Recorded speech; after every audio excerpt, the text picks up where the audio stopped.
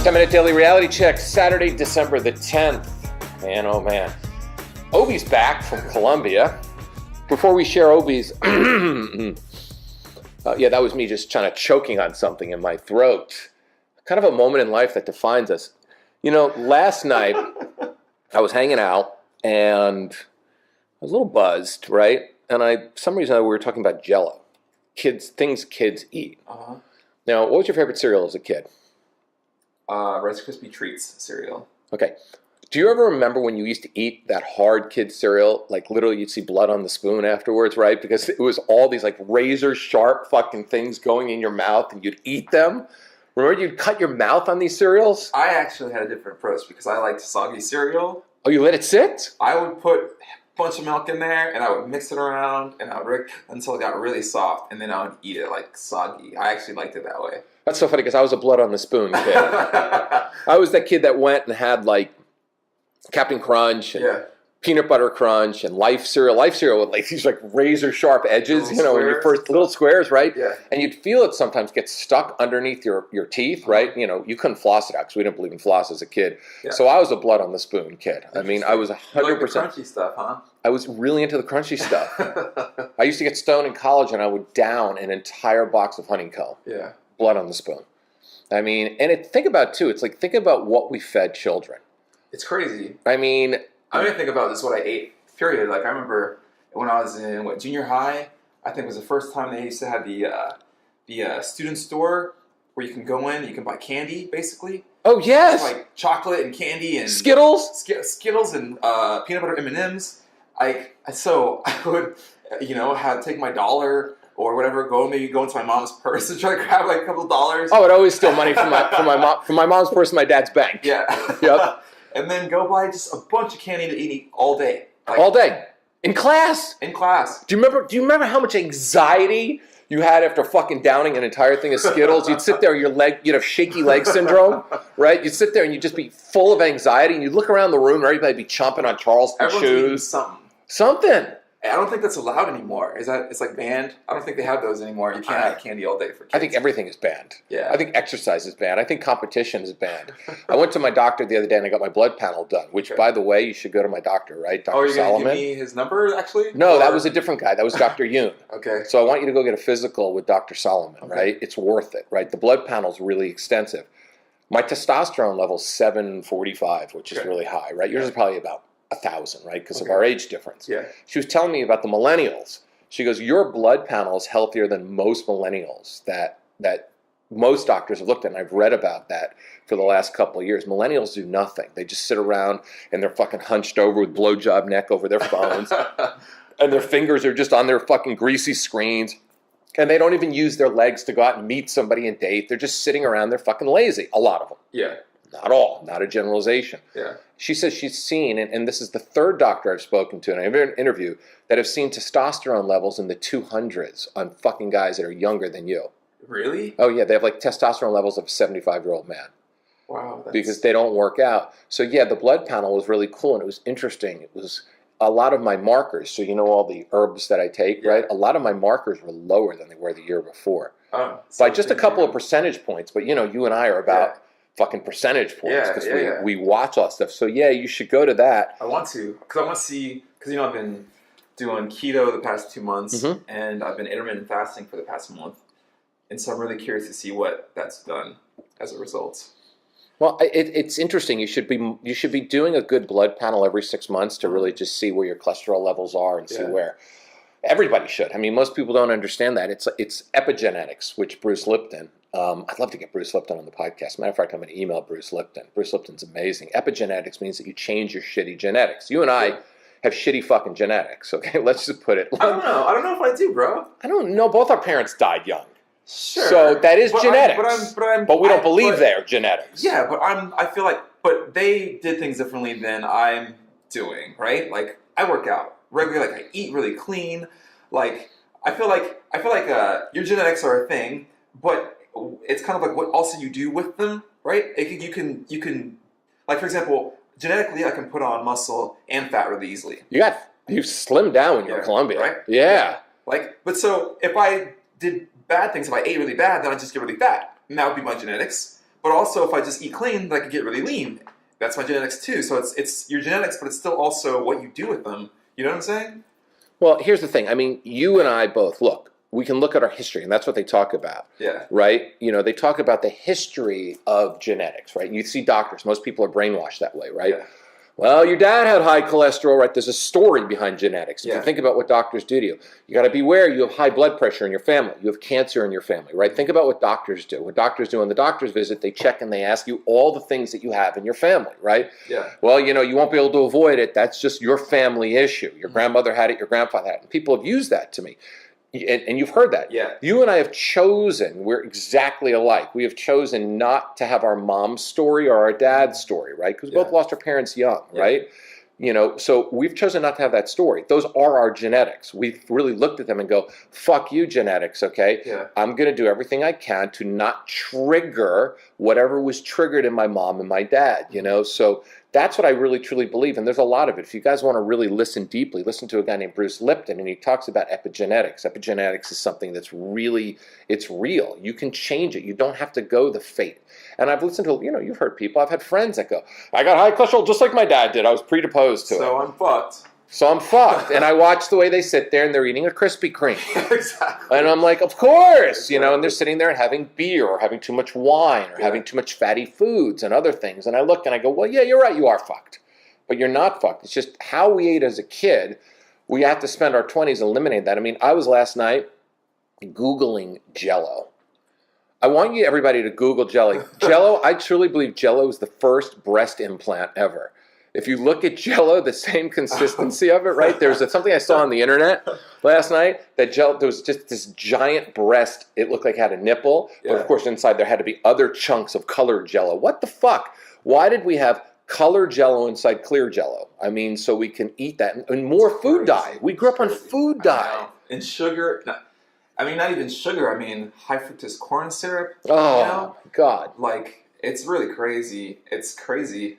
I mean, I'm glad that things are going this way as far as, like, it seems like things are getting healthier, but you still have to make right choices, you know? Like, it's still the choices that you're making. And you got to, like, really look at what the choices you're making are doing to your body. And that's why I think all this testing stuff is cool. Like, I'm going to go get a DXA scan again, like next week. What is a DXA scan? It's a body composition scan, and it shows you, like, your muscle density, your bone density.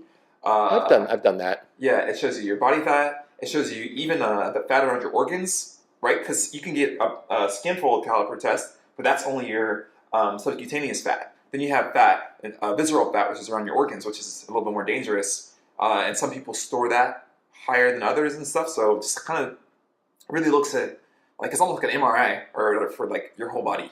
You know, that's so interesting because I went to my urologist to go check my prostate out. Right, Yeah. you know, just to. It's important. I mean, it's fucking from your 40 on, man. Let them stick the finger up your fucking ass and see if your prostate is large or small. Get your PSA levels checked. My PSA level is always like 1.9 to 2.2, right? You know, which is fine. It never goes up. You don't want it to spike up. Yeah. He did a bladder read to see if I fully, because this is a lot of things that people don't know. Do you fully eliminate your bladder? And he fucking did it, and I fully eliminate. There's nothing left over. Oh, so when you take a shit, when I take a pee, everything leaves. My body, everything leaves, right? You know, which is so important. It means that your body is working well because once again, there's herbs and things to drink. You and I drink water. Yeah. Okay. People ask me all the time, "What do you want to drink?" Water or sparkling water. Right. We drink water. We don't even drink. We barely drink when we're eating food. I don't drink when I'm eating food. Allow my digestion to happen. I drink 90 minutes. I have had 40 ounces of water when I wake up, and my urologist says to me, he says, that's too much, man. I go, he goes, what is this? Where did you read that you're cleansing your body? And I go, I kind of like it. I like to pee a lot in the morning. It feels fucking great. Too much water? That's dumb. I know, but it's we are really pure. Our bodies are pure, and pure bodies, this is what our bodies should be. Our body was never designed to eat the meals that we eat. We were grazers, hunters and gatherers and grazers. Yeah. And conquerors, and talking about conquering, okay, because we only have like a minute left, okay? Talking about conquering, I got this great text thanks to T-Mobile on the airplane, right? Are you liking your iPhone 10 anymore? I fucking hate it. I hate it. It's the worst thing I've ever done. I was going to buy one. I shouldn't buy one, should I? Because it's still so buggy. It's just so buggy. It's like the most buggy thing that they've ever put out. Because it's like, I'm like waiting, it's like pauses, and I'm like looking at the thing and it doesn't work, and I'm like, dude, why would they put something out that doesn't work yet? Because they're not quality like they used to be. Apple does not have the same quality. Yeah. Steve Jobs left, and I swear, since Steve Jobs left, everything's gotten buggier. Totally. I mean, our laptops are buggy. Yeah. I mean, like our really new laptops came out last year. Yeah. Fucking thing is buggy as shit, man. There are days that it just doesn't turn on, and I'm just like looking at it going, don't understand why you're not turning on. Don't get it, right? Pay $1,000 for what? Why? 1,000. It was like 2,000. Fucking such a rip. So let's talk about one thing, okay? So you text me this great text. You met this absolutely gorgeous woman last night. You were flirting with her, right? So hot, bro. Like she was like your style, because she's like a model. She was like lean or something like that. She was skinny. She didn't have all the curves. She was, I don't know. And you vibed with her. I vibed really well. And she lived in Venice. And she lived right around the corner. And then you had a moment. You were dressed, were you wearing what you're wearing now? Yeah. You were looking good, man. Fucking the Levi's jeans and the black tee. Is that one of the tees that we bought? No, actually. It's another one. But I've started wearing those in Colombia, and they fit great. They're great, right? Great. Okay. They're awesome. So you look good. You felt good. Yeah. All right. Yeah. But you were psychologically impaired because Mr. Executive Platinum didn't get upgraded. Who the fuck flies back on a Friday night to LA? I don't know, man. I've been getting upgraded a lot. Saturday morning, you would have been upgraded. Yeah. You know that. That's the difference. Saturday afternoon. I don't know the times. You know those times. I know the time. Saturday evening, if you came, well, then again, you have to go to New York to finish your Executive Platinum run. Yeah. Which is fucking hilarious. 3 days in New York. You can actually, when you land in New York tomorrow, you can roll the dice and just say, hey, can I fly back standby right now? Really? Yeah. But I wouldn't be business or first class then. Yeah, but you wouldn't have to stay in. Staying in New York is fine during Christmas time. It's a lot of fun, and it's really beautiful. Yeah, enjoy that experience. So here she was. She went to, you were heading back to where the masses are. You were heading back to the salami-eating, McDonald-eating crew in the back of the plane, right? It wasn't even a good plane, right? It was a two-class plane, right? It was a two-class plane. It was a shitty first class. So she had the shitty first class seat. There's nothing intimidating about that. That's just basically Coach on steroids, right? I think what it was, because we were in the flagship first lounge, which is like, you can only get in if you're in business class or first class. Or executive platinum. So she knew you were executive platinum. No, I don't think she knew. If you were in that lounge, she knew you were executive platinum. No, once I passed business class, that's when she knew. In that lounge, you can really only, not even be just executive platinum. You have to be executive platinum traveling internationally. And because of coming back from Colombia, I was able to get into that. So it's really only business. You already had fucking status. You already could have been status fucked at that point. What do you status fucked, meaning that she saw the status and she wanted to fuck you based on your airplane status. Which I've never heard of anybody ever wanting that ever. Like, oh my God, I will not date somebody that's not an EP. I know, but it's like, I feel really shitty when I'm in coach. Like now, I feel like because of, the things I've, done the past few years, and I feel like I've gotten really, like, as far as business and things like that, I'm like, I feel like I'm progressing. And then I've been in business class a lot. I kind of feel like that's like a baseline now, what I deserve, And so when I was in coach, I was just like, I'm like in this fucking sardine can, squeezed in. The fucking stewardesses are rude. They're rude over back there. They really are. No, that's because your energy is in it. They're actually pretty nice to me. Because I always bond with them. And I always look at them when I walk in and say this. I go, damn, I didn't get upgraded today, man. I got to go back and have the experience of the masses, right? I bond with them because I used to do what you used to do. When I didn't get upgraded, I'd sit there and I'd seethe. I'd be like, oh, God, here I am. I'm back with these McDonald-eating fucking people. And that child, what am I going to do about that child who's kicking the seat? Oh, yeah, the crying baby. Or the fucking guy that smells. There's always somebody who smells. Or the huge fat dude who's putting his hands like all over, who's like all in your whole seat. Oh yeah, he's a seat hog. And I'm just like, oh man, I don't like it. So I think there was, for sure, I was not in the best energy at that moment. No, you were bummed out. Yeah. Plus you were leaving your happy place to come back to a place and you know that you have to look for a place to live and you hate that. It's like, oh yeah, I'm sleeping in Layla's room. That's okay for a couple of nights, but oh fuck, I got to find a place to live. So you text me this wonderful text and I fucking tell you, you're the man. Fucking walk up to business class, first class, and just look at her and go, hey, excuse me, I'm just, I said, wow, I'm thrown back there with the masses, It's like, I was just curious, do you date men that don't get upgraded? That was so fun, so ballsy, so sexy. Yeah. she would have remembered it. And you probably figured, nah, I'm not going to do that. I'm going to wait and I'm going to try to catch her. I did. And you tried to catch, right? She had such a head, right? She had such a head start on you. No, I was like, and I was thinking, maybe if it was a short flight, that vibe would have continued for an hour. She could have held that vibe for an hour. Yep. I would have met her outside the gate. We would have talked. I would have got her number. It would have been great. Or we would have taken the same cab home or something like that. Whatever. She's gone, bro. Well, yeah, and you probably like scrambled through the airport. You're like, let me go this way. Let me go down. Let me go down the escalator by Real Food Daily, right? Let me go that one, right? And then you kind of looked at her a little bit by like, the Ubers and stuff like that. You looked at her, taxi stand. Yeah, she's done, man. You know what it is? They vanish into the abyss, man. Yeah. I don't know where they go, but they just go. So that opportunity, there's opportunities in life that define us in life.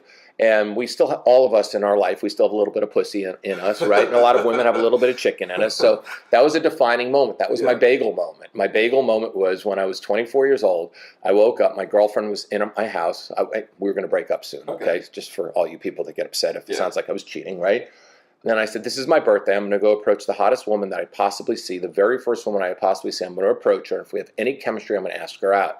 So, of course, the universe gave me this Ford model. Yeah. 5'11", blonde, fucking one of the most beautiful women ever, coming out of H&H Bagel. As she's walking out of H&H Bagel, my lips started quivering. I'm like, oh my God, wait, I need a warm-up. Wait, we need a warm-up. We need the perfect scenario. Yeah. I need to be in business class with her, right? I need to have been in line with the bagel store. So I look at her and I go, oh my God, you brought me breakfast. That's what I said to her. It was the first thing that came to mind. Yeah. She goes, yes, I did. She played off of it.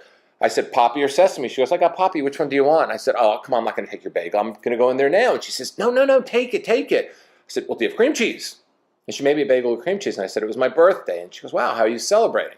Well, my girlfriend's waiting for me back in the apartment. And we're going to go to the beach. I didn't tell her that. I said, I'm going to go to the beach. I said, but, tonight I'm doing nothing. Yeah. She goes, well, let's get together. And I hung with her. That's really cool. That's what you do in life. You seize every opportunity by the moment. Bitcoin went up like $5,000 last week. I'm going to buy it right now. Right? I don't know. Right now, it's now it's like I don't know what to think of Bitcoin because I haven't followed it, and I wish I did. We need to look at the technology behind Bitcoin because whatever that is, there's going to be other Bitcoins. We have to look at the technology and look at other things and see who's getting in on the lower level and take a look at the big and look at the big players because Bitcoin now, it's like Mr. Toad's wild fucking ride. I mean, it was at 18,000. Really? You're not buying one coin anymore because it's 18,000. You could buy into a piece of a coin, right? Yeah. But it's fascinating. Anyway, so next time on an airplane, you're going to fucking let her date the Pauper and Coach. And tomorrow we'll see you. 10-minute daily reality check out.